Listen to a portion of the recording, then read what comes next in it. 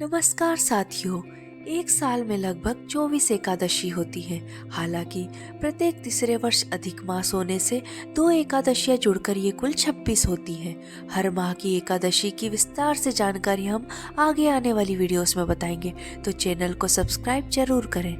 शास्त्रों में कहा गया है कि एकादशी का व्रत करके भगवान विष्णु की पूजा करने से घर में सुख समृद्धि आती है। एकादशी तिथि भगवान विष्णु को समर्पित होती है, इसलिए एकादशी को हरिवासर या हरि का दिन भी कहा जाता है। हर महीने कृष्ण और शुक्ल पक्ष में 2 एकादशी पड़ती है और इस व्रत को करने से सभी पाप नष्ट हो जाते हैं।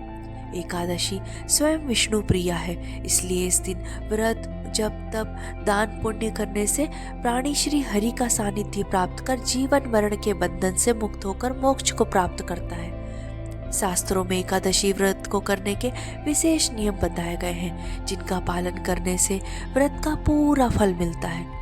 जो लोग किसी कारण से एकादशी व्रत नहीं कर पाते हैं, उन्हें श्री हरि एवं देवी लक्ष्मी की कृपा पाने के लिए एकादशी के दिन खान पान एवं व्यवहार में सात्विकता का पालन करना चाहिए। एकादशी के बारे में हमारे शास्त्रों में लिखा गया है कि एकादशी के व्रत से बढ़कर कोई व्रत नहीं होता। एकादशी के व्रत में कहा जाता है कि इस दिन शरीर में पानी कम होना चाहिए। व्रत के दिन शरीर में जितना पानी कम होगा, व्रत करने में उतनी ही आसानी रहेगी। इसके बारे में एक कथा भी है, जिसके अनुसार भगवान व्यास ने भीम को निर्जला एकादशी के दिन व्रत करने का सुझाव दिया था। और शास्त्रों में लिखा गया है कि देवर्षि नारद ने 1000 साल तक निर्जला एकादशी का व्रत करके भगवान नारायण की भक्ति प्राप्त की थी। इस व्रत को सर्वश्रेष्ठ व्रत बताया जाता है। अब हम जानेंगे एकादशी व्रत कैसे शुरू हुआ। एकादशी व्रत रखने की परंपरा उत्पन्न एकादशी से हुई थी, क्योंकि इसी दिन माता एकादशी श्री हरि विष्णु के शरीर से प्रकट हुई थी। पद्म पुराण के अनुसार स्वयं श्री कृष्ण ने एकादशी व्रत को समस्त दुखों त्रिविध तापों से मुक्ति दिलाने हजारों यज्ञों के अनुष्ठान की तुलना करने वाला व्रत माना है। अब हम जानेंगे एकादशी के दिन चावल क्यों नहीं खाते हैं। पौराणिक मान्यता है कि एकादशी के दिन चावल खाने से प्राणी रेंगने वाले जीव की योनि में जन्म पाता है, किंतु द्वादशी को चावल खाने से इस योनि से मुक्ति भी मिल जाती है।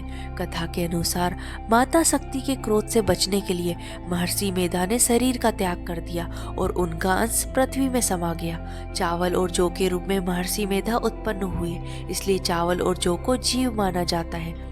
जिस दिन महर्षि मेधा का अंश पृथ्वी में समाया, उस दिन एकादशी तिथि थी। अतः इनको जीव रूप मानते हुए एकादशी को भोजन के रूप में ग्रहण करने से परहेज किया जाता है, ताकि सात्विक रूप से विष्णु प्रिया एकादशी का व्रत संपन्न हो सके। अब हम जानेंगे चावल न खाने के पीछे क्या है धार्मिक मान्यता।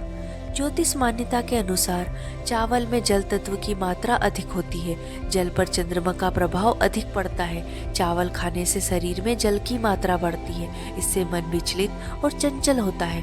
मन के चंचल होने से व्रत के नियमों का पालन करने में बाधा आती है। एकादशी व्रत में मन का पवित्र और सात्विक भाव का पालन अति आवश्यक होता है, इसलिए एकादशी के दिन चावल से बनी चीजें खाना वर्जित कहा गया है।